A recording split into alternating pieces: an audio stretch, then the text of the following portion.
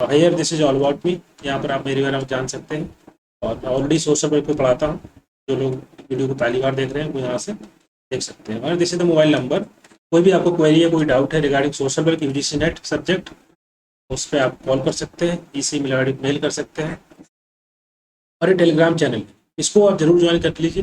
यहाँ पर सभी notification, video link, notes, what जो मैं प्रोवाइड कराता हूँ वो इस टेलीग्राम चैनल के अंदर मैं शेयर कर देता हूँ। आप इस बारकोड को स्कैन कर लीजिए और आप इसको टेलीग्राम चैनल को ज्वाइन कर सकते हैं। Okay, and before begin this is the course, these are the courses. जो लोग, अगर आप ज्वाइन करना चाहते हैं कोर्सेज को, आप ज्वाइन कर सकते हैं। क्रैश कोर्स है। क्वेश्चन नंबर 80 था। ओके, क्वेश्चन नंबर 80 तक हम लोग डिस्कस कर चुके थे। क्वेश्चन नंबर 81 से क्वेश्चन को पढ़िए और इसका आंसर दीजिए।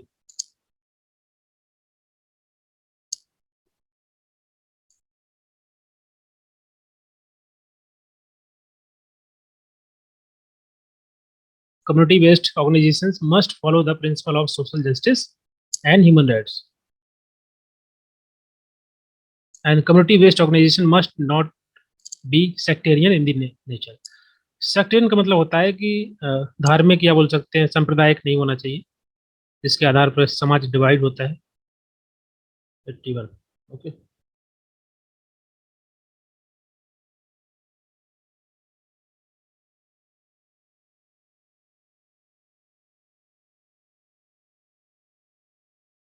बहुत ही सिंपल क्वेश्चन है। पहले क्वेश्चन में दिया हुआ है, 1 सेकंड। पहला स्टेटमेंट दिया है कि community based organisations must follow the principle of social justice. Okay, social justice को इंश्योर करना, ह्यूमन राइट्स को जो भी लोग हैं सभी लोग जो है अपने ह्यूमन राइट्स को एंजॉय कर पाए, उसको प्रिवेल कर पाए। So that is the principle of social work and also community based organization, so they have to follow that principle. पहला करेक्ट है। दूसरा यहाँ पर लिखा है community based organization must not be sectarian in nature, बिल्कुल नहीं सही है आपका। यहाँ पर लिखा है must not be. Okay, sectarian का मतलब होता है, हम बात करेंगे कम्युनिटी ऑर्गेनाइजेशन की तो उसमें सभी लोग आते हैं, किसी भी कास्ट, किसी भी रिलीजन, कोई भी जेंडर, सभी के सभी लोग रहते हैं, उसका हिस्सा रहते हैं कम्युनिटी का। ओके, कम्युनिटी बेस्ड ऑर्गेनाइजेशन का, तो आपका ये भी करेक्ट हो जाएगा। तो पहला ऑप्शन आपका करेक्ट होगा। ठीक है, next question number 82। Statement first, statement second. Under the protection of women from domestic violence act, यहाँ पर एक एक्ट का नाम दिया गया है, वर्बल एंड इमोशनल अब्यूज, ये कोट है, include insult, radical humiliation and name call. कोई कुछ बोल रहा है क्या? Okay, okay, then mute please. The insult or radical, especially with regard to not to having a child or male child, is not punishable under this act.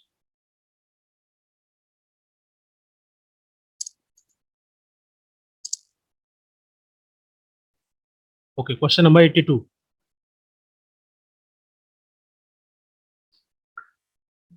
पहला statement दिया गया है एक एक्ट के बारे में, और बोला जा रहा है कि वर्बल और इमोशनल अब्यूज का मतलब होता है इसमें सभी चीजें इंक्लूड हो जाती हैं, जैसे कि इंसल्ट करना, ओके, ह्यूमिलिएट करना, या नेम कॉलिंग करना, जो कि मैंने बताया था गलत तरीके से, ओके, बातचीत करना, वो सभी के सभी वर्बल और इमोशनल अब्यूज के अंदर आ जाएंगे। तो पहला स्टेटमेंट आपका करेक्ट हो जाएगा। दूसरा स्टेटमेंट है द इंसल्ट और radical specially with regard to not having child, जैसे जनरली होता है बैकवर्ड एरिया में, विलेज एरिया में, ओके, जिन महिलाओं के बच्चे नहीं होते या फिर मेल चाइल्ड नहीं होता है, तो उनको जो है गलत तरीके से गलत व्यवहार किया जाता है, इंसल्ट किया जाता है, नेम कॉलिंग की जाती है with the different name. So that is not punishable under this act, ये कि आपका गलत हो जाएगा। ये पनिशेबल है because that is the part of abuse, verbal और emotional abuse, तो ये आपका गलत हो जाएगा। So first statement is correct and second statement is incorrect. Okay, question number 83। यहाँ पर कुछ कमेटी कमीशन के नाम दिए गए हैं और यहाँ पर उसका फील्ड। ओके, तो आपको बताना है कौन सा करेक्ट है। जैसे Rangarajan committee, Balwant Mehta committee, Kasturi Ranjan committee, Swami Swaminathan committee, किससे रिलेटेड है, किस रिफॉर्म से, किस पॉलिसी से?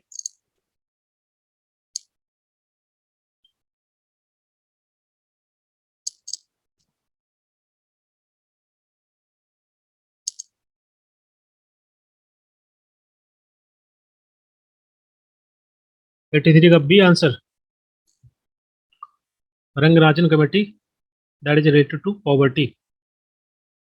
ओके, डी आ रहा है किसी का, स्वामीनाथन कमेटी। देखिए डी कैसे हो सकता है, 1 सेकेंड। स्वामीनाथन कमेटी आपकी जुड़ी हुई है एग्रीकल्चर रिफॉर्म से। ओके, इसका मतलब आपका ये ऑप्शन एलिमिनेट हो जाएगा। बलवंत राय मेहता कमेटी आपकी जुड़ी है पंचायती राज से। ओके, तो बी मतलब थर्ड होगा, ये आपका हट जाएगा। कस्तूरी रंजन कमेटी, ये आपका education policy, C. Okay, and Swaminathan committee agriculture measurement of poverty. I think इसका बी आंसर होगा ना, बहुत सारे आंसर सी आ रहे हैं, डी आ रहे हैं, right, B will be right answer. Swaminathan committee ये जुड़ी हुई है आपकी, कहाँ है, option number D, agriculture reform से। ओके, एंड फर्स्ट वन है रंगराजन कमेटी आपका जुड़ा हुआ है measurement of poverty, B will be right answer. Okay, question number 84, major approaches to community development are, कौन कौन सी अप्रोच है जो कि हम कम्युनिटी डेवलपमेंट में यूज करते हैं। यहाँ पर 3 अप्रोचेस दी गई हैं, जैसे कि external agent, multiple agent, inner resource approach. ये जो भी सही है इसको आपको बताना है। हाँ, chairman of NEP 2020, right.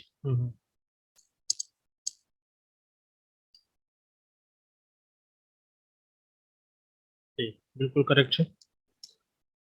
Question number 84 का आंसर देना है, कौन सा करेक्ट होगा।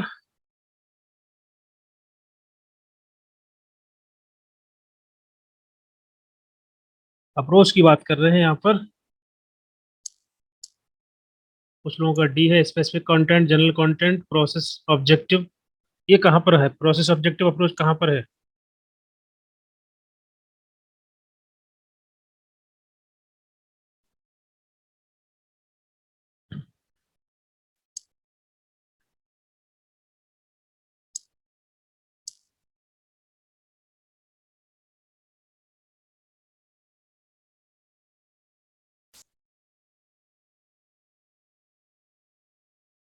और एनीबडी, ऑप्शन इसका फर्स्ट होगा external agent, multiple agent and inner resource approach. ये तीनों अप्रोच इसमें यूज की जाती है। ओके, इन तीनों के बारे में थोड़ा जान लेते हैं एक एक करके। एक्सटर्नल एजेंट, ओके, इसको हम बोलते हैं मैनेजरल अप्रोच। यहाँ पर एजेंसी के द्वारा, मान ली किसी एनजीओ के द्वारा कोई प्रोग्राम चलाया जा रहा है किसी विलेज के अंदर, तो उसके द्वारा एक बाहरी आदमी, कोई एक्सटर्नल पर्सन को अपॉइंट किया जाएगा।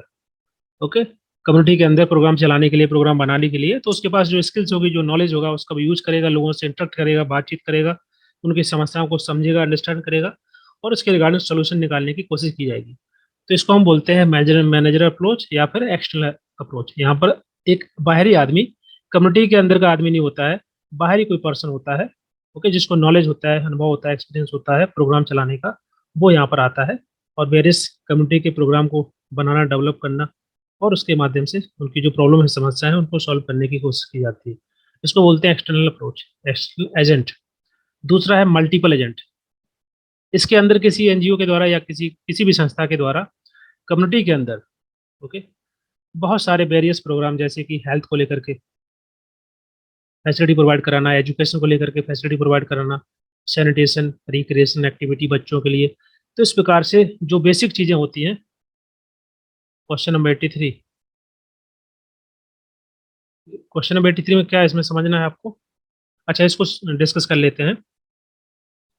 तो मल्टीपल अप्रोच में क्या होता है कि जो बेसिक चीज़ें होती हैं, बेसिक फैसिलिटी होती है, एजुकेशन, हेल्थ, सैनिटेशन, रिक्रिएशन और इस प्रकार की चीज़ें जो कि कम्युनिटी के विकास में बाधा होती हैं, तो ये सभी चीज़ों को लाया जाता है ताकि कम से कम कम्युनिटी सही तरीके से फंक्शन कर पाए, सभी लोग उसको एंजॉय कर पाए बेसिक चीज़ों को। ओके, एक होलिस्टिक अप्रोच का यूज किया जाता है, इसको हम बोलते हैं मल्टीपल एजेंट। ओके, और कम्युनिटी के अंदर से ही लोगों को सिलेक्ट किया जाता है जैसे कि यहाँ पर बाहरी पर्सन था, लेकिन यहाँ पर कम्युनिटी के अंदर से लोगों को सिलेक्ट किया जाता है, वो जो मेंबर होते हैं वो सब मिल करके इस प्रकार से जो कम्युनिटी के अंदर बेहतर करने की कोशिश करते हैं। तीसरा है इनर रिसोर्स अप्रोच। इसका मतलब क्या हुआ? इनर रिसोर्स अप्रोच का मतलब होता है कि जो उनके इंडिजिनियस रिसोर्सेस हैं उनको यूटिलाइज करना। ओके, इसको हम बोलते हैं पार्टिसिपेटरी अप्रोच। ओके, जहाँ पर लोगों का पार्टिसिपेशन होता है, कम्युनिटी के लोग जो है वो उसमें इन्वॉल्व होते हैं, उनके जो भी रिसोर्सेस होते हैं इंडिजिनस, जैसे नॉलेज है, मैन पावर है, मनी है, वट एवर दे हैव, वो अपना नॉलेज का, स्किल्स का यूज करते हुए कम्युनिटी के में बेहतरी लाने की कोशिश की जाती है। तो ये तीन अप्रोच इसमें कम्युनिटी डेवलपमेंट के अंदर आती है। Okay. हाँ राज, आपने दो पैसे दिए थे, इसका क्या करना है? उसका कर वो एक्चुअली इसी क्वेश्चन पेपर का हिस्सा है। ओके, इसलिए मैंने शेयर कर दिया था ताकि आप लोग उसको पढ़ लें, क्योंकि क्लास में अगर पढ़ने बैठेंगे आप लोग तो बहुत समय लग जाएगा। तो मैंने सोचा कि आप लोग को पैसेज भेज देते हैं, क्वेश्चन हम लोग यहाँ डिस्कस कर लेंगे। ओके, हाँ तो यहाँ पर आपका सेकंड आंसर करेक्ट हो जाएगा, और यहाँ पर इसका फर्स्ट वाला approach, external approach, multiple agent और इनर रिसोर्स अप्रोच, उसको वही कर लेंगे क्या? उसको वही करना है। कहाँ पर? मोनालिसा। ओके, वहाँ भी कर सकते हैं। ओके, यहाँ पर यहाँ भी डिस्कस कर सकते हैं। एक क्वेश्चन कर लेते हैं, वैसे अभी एक भी क्वेश्चन नहीं हुआ है ना पैसेज, जैसे लाइव क्लास में। एक क्वेश्चन कर लेंगे, दूसरा क्वेश्चन, उसके अलावा अब जो भी अब नेक्स्ट क्वेश्चन आएंगे, जितने भी पैसेज आएंगे उनको फोल के माध्यम से कर लेंगे, जैसे लास्ट ईयर करते थे, है ना। एक क्वेश्चन अभी डिस्कस कर लेते हैं ताकि जो लोग नए ज्वाइन किए होंगे थोड़ा सा आइडिया लग जाएगा कि कैसे सॉल्व करना होता है। Question number 85, the section 8 of FCRA Act 2020 in its subsection has substituted the word 50% by कितना? ये मतलब इसमें पूछा जा रहा है कि पहले 50% था, जो खर्चा होता है एडमिनिस्ट्रेटिव पर्पज के लिए, पहले 50% हुआ करता था इस FCRA एक्ट में, 2010 वाले में।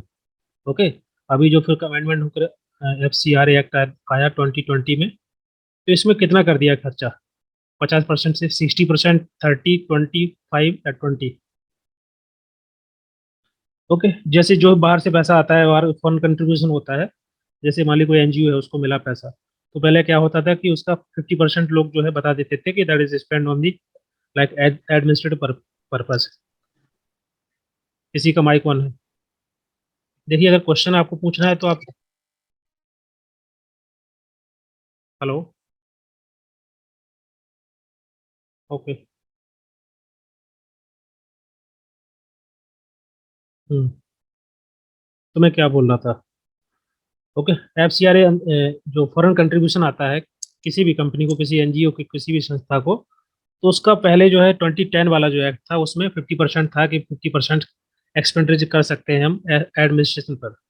ओके, अब उसको चेंज करके 20% कर दिया है, क्योंकि बहुत सारा पैसा आता था, लोग उसका गलत तरीके से यूटिलाइज करते थे। ओके, आधा पैसा तो ऐसे ही खर्चा दिखा देते थे कि खर्चा हो गया, सो उसको 20% कर दिया गया है, that is D. Question number 86, a non-profit company can be registered with the Company Act 2013 under which section? 112, 25, 4, 8?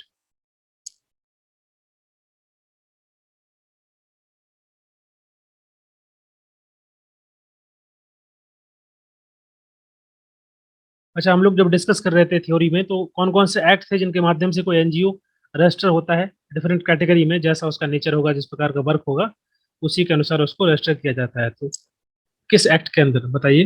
दो तीन एक्ट का मैंने नाम बताया था। कंपनी का जो वर्क प्रोफाइल होगा, जिस प्रकार का वर्क होगा, उसका जो नेचर होगा, उसके अनुसार उसको डिफरेंट कैटेगरी में डाला जाता है और डिफरेंट तरीके से उसका रजिस्ट्रेशन होता है। ओके, एक्ट का नाम बताना है, साथ में ईयर बतानी है।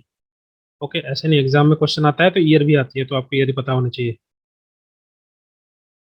Indian trust act. ओके,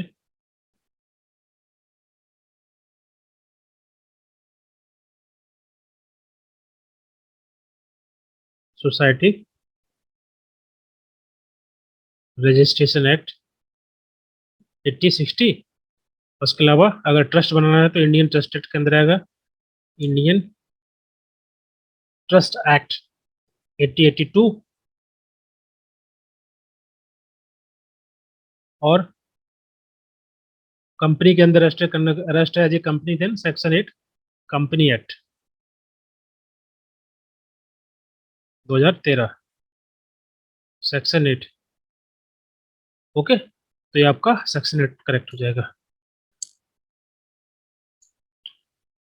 यहाँ तक क्लियर है? 1952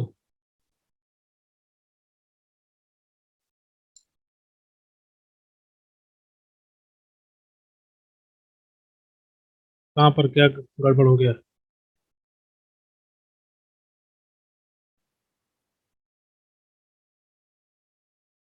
एट्टी एट टू ठीक तो लिखा है?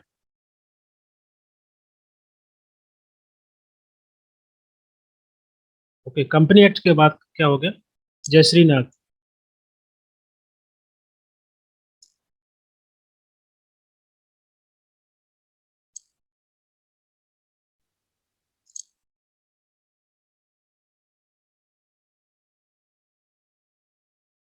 ओके, ठीक है, डी ऑप्शन आपका करेक्ट होगा। Question number 87।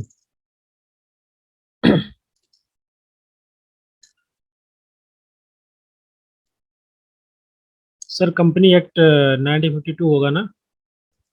नहीं नहीं, 2013 होगा ना अभी। क्वेश्चन में लिखा हुआ है कंपनी एक्ट 2013, क्वेश्चन में दिया हुआ है। सॉरी।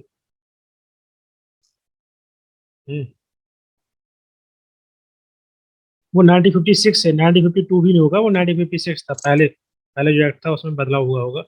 ओके, तो वो 52 नहीं है, 56 है। क्वेश्चन में दिया है 21 सेकेंड, कंपनी एक्ट 2013। सो कौन सा सेक्शन है आपको ये बताना है ना?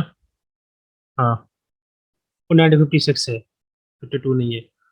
Okay, question number 87। यहाँ पर कुछ थ्योरी दी गई है और कुछ यहाँ पर थिंकर के नाम दिए हैं, कौन सा आंसर करेक्ट हो जाएगा?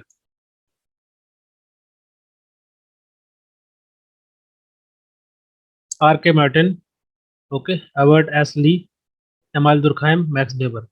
Theory of migration, theory of deviance, theory of stratification, society theory. हाँ, 87 का बी, डी, बहुत सारे आंसर आ रहे हैं, डिफरेंट आंसर है। इसका क्या आंसर होगा?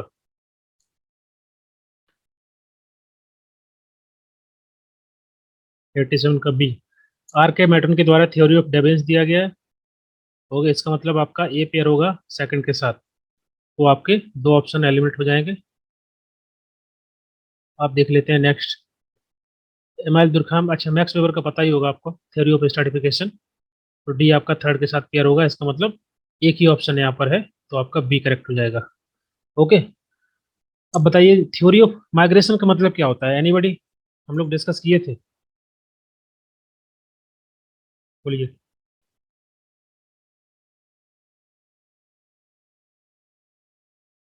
थ्योरी ऑफ माइग्रेशन ईएसली के द्वारा दिया गया था। इन्होंने बताया था, मॉडल दिए थे कि माइग्रेशन होता क्या है, एक प्लेस से दूसरे प्लेस पे जाते हैं तो कौन कौन से फैक्टर, कौन कौन से वेरिएबल्स जो होते हैं वो रिस्पॉन्सिबल होते हैं। ओके, जैसे कि पुशफुल फैक्टर के बारे में आपने सुना होगा। ओके, कि किसी वजह से लोग जाते हैं। ओके, जैसे फॉर एग्जांपल एजुकेशन के लिए, या फिर लोग जो जॉब करने जाते हैं बाहर, तो because of distance, because of transportation facility अच्छी नहीं होती है, तो लोग चले जाते हैं गाँव से छोड़ करके शहरों में। तो ओके, उसको हम पुश फैक्टर बोलते हैं। पुल फैक्टर का मतलब होता है जैसे कि लोग वापस आ जाते हैं, जो रिटायर्ड हो जाते हैं वो वापस आते हैं, जो लोग जिनकी उम्र ज़्यादा होती है तो वो आप वापस अपने गाँव में आ जाते हैं। और भी अगर कुछ अच्छी फैसिलिटी गाँव में मिल रही होती है तो लोग वापस आने लगते हैं, एजुकेशन है जैसे, तो वो आपके पुल फैक्टर कहलाते हैं, जहाँ पर लोग वापस आना शुरू कर देते हैं। कुछ होते हैं इंटरवीनिंग ऑब्स्टिकल्स या वेरिएबल्स बोल सकते हैं। ओके, जैसे कि उम्र है, पढ़ने के लिए जाना पड़ता है बाहर। ओके, और इस प्रकार के वो आपके इंटरवीनिंग पर्सनल फैक्टर कहलाते हैं। तो मल्टीपल फैक्टर होते हैं रिस्पॉन्सिबल। ओके, इसकी वजह से लोग माइग्रेट करते हैं एक जगह से दूसरी जगह, स्पेशली गाँव से शहरों की तरफ। तो ये एसली के द्वारा मॉडल दिया गया था। ओके, हाँ, फुल फैक्टर पॉजिटिव फैक्टर कहलाता है। Education, health care, employment, environmental factors, कई कई फैक्टर हो सकते हैं। दूसरा यहाँ पर थ्योरी है, थ्योरी ऑफ डेविएंस, इसका मतलब क्या बताइए?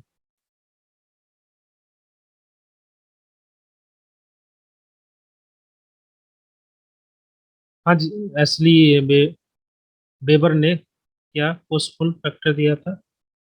नहीं, बेबर ने नहीं दिया था, एसली के द्वारा दिए गए थे। ली के द्वारा दिया गया था माइग्रेशन मॉडल, है ना, अनिल कुमार साहू, माइग्रेशन मॉडल दिया गया था। उन्होंने बताया कि जो कुछ बहुत सारे फैक्टर होते हैं, कुछ वेरिएबल्स होते हैं या ऑब्स्टिकल्स होते हैं जिनकी वजह से लोग मूव करते हैं एक जगह से दूसरी जगह।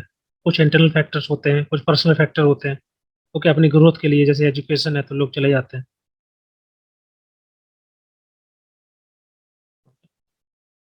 दूसरा मैंने यहाँ पूछा है आपसे, थ्योरी ऑफ डेविएंस, इसका मतलब क्या होता है?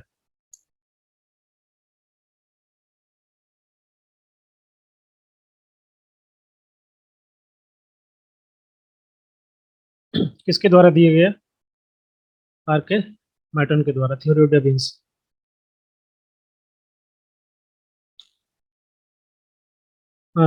Rule breaking behaviour, deviance is यानी behaviour that violate social norms, बिल्कुल करेक्ट है। जैसे कि फॉर एग्जांपल हमारी सोसाइटी की डिमांड होती है कि पैसा कमाना, तो अगर जॉब से हम पैसा कमाते हैं that is kind of socially acceptable. अगर हम चोरी करेंगे, किसी को मार के पैसा कमाएंगे, मार पीट के लेंगे, तो वो एक्सेप्टेबल नहीं है। ओके, तरीका वो भी है पैसा कमाने का, लेकिन that is not acceptable as per the society norms. Okay, that is called as deviant behaviour. Okay, जो कल्चर की नॉर्म्स होती है उनको फॉलो करना पड़ता है। ओके, डिसअपियर और अनएक्सेप्टेबल बिहेवियर नंबर सोसाइटी, बिल्कुल करेक्ट है। तीसरा, इमाल दुर्खाम के द्वारा कौन सी थ्योरी दी गई? Theory of society. Okay, society theory का मतलब क्या हुआ?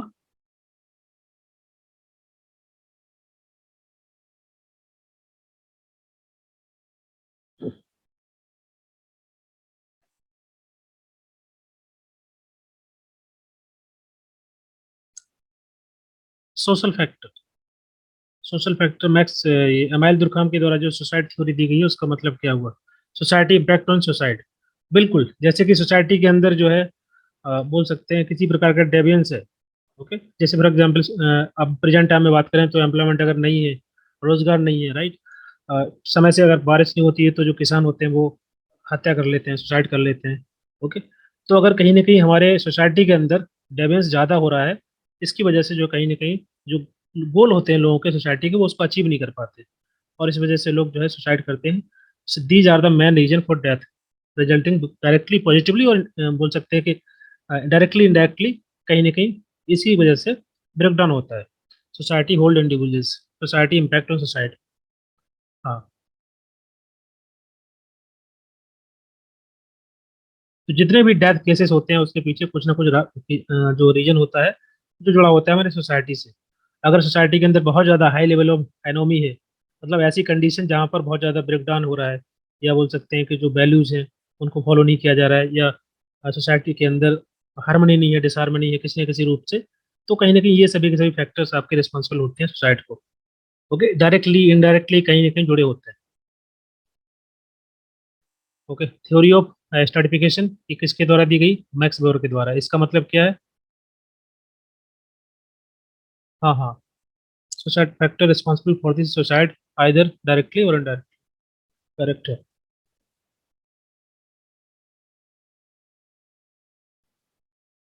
थ्योरी ऑफ स्ट्रैटिफिकेशन, समाज में जो समाज का जो स्ट्रैटिफिकेशन होता है इसको हम स्तरीकरण बोलते हैं।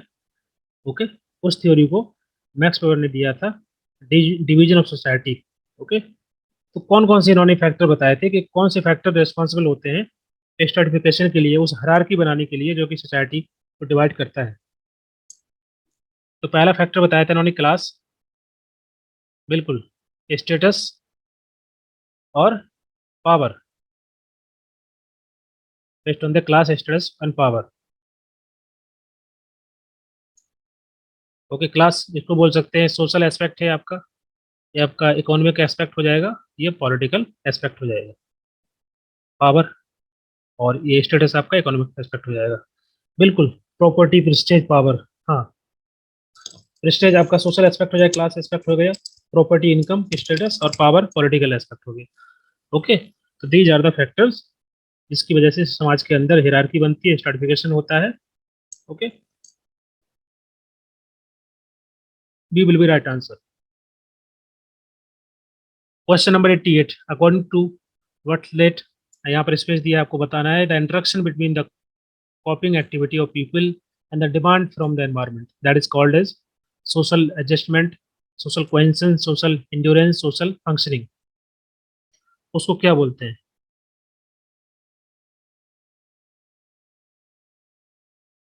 इंटरेक्शन बिटवीन द, मतलब सिंपल भाषा में बोले तो लोग और पीपल और सोसाइटी, पीपल और उसके आसपास का जो एनवायरनमेंट होता है उसके बीच में जो इंटरेक्शन होता है उसको हम क्या बोलते हैं? इंटरेक्शन का मतलब है कि जैसे लोग हैं तो उनका अपना अपना काम होता है, उनकी सोशल रिस्पॉन्सिबिलिटी होती है, जिम्मेदारियां होती हैं, फैमिली मेंबर है तो फैमिली के अंदर भी सबके अपने अपने काम होते हैं, जिम्मेदारी होती है, रिलेशन होते हैं।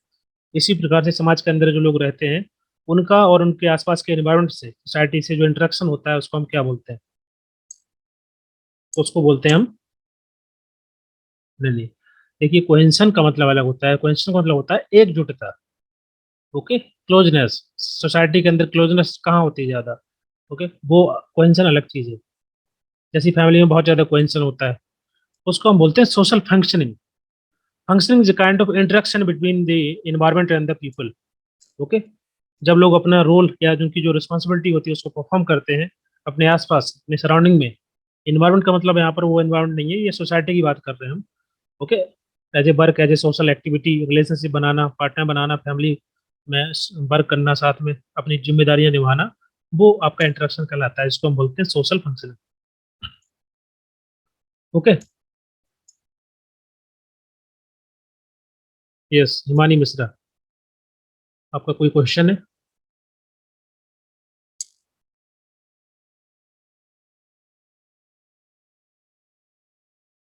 कोपिंग एक्टिविटी कैसे? Interaction between the coping activity of people and demand from the environment.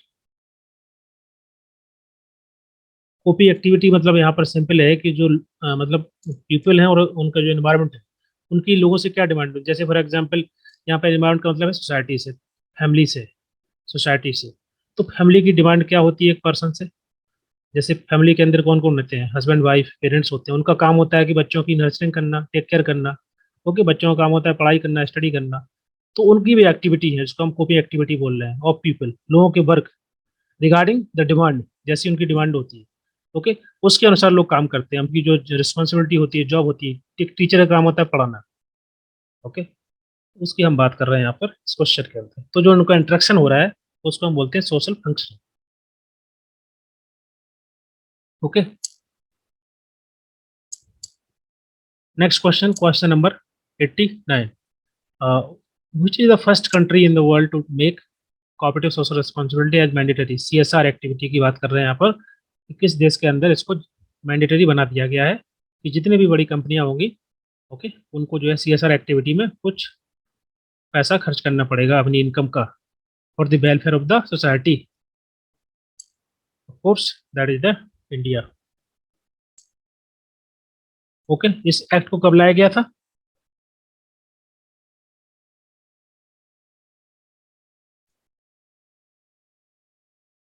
Anybody? Act की बात कर रहा हूँ, बिल की बात नहीं कर रहा हूँ। 2% ऑफ ओवरऑल इनकम, इसके बारे में मैंने डिटेल में वीडियो बनाया हुआ है तो आप उसको देख लेना कितना परसेंटेज होना चाहिए, ओके। हाँ, 2%।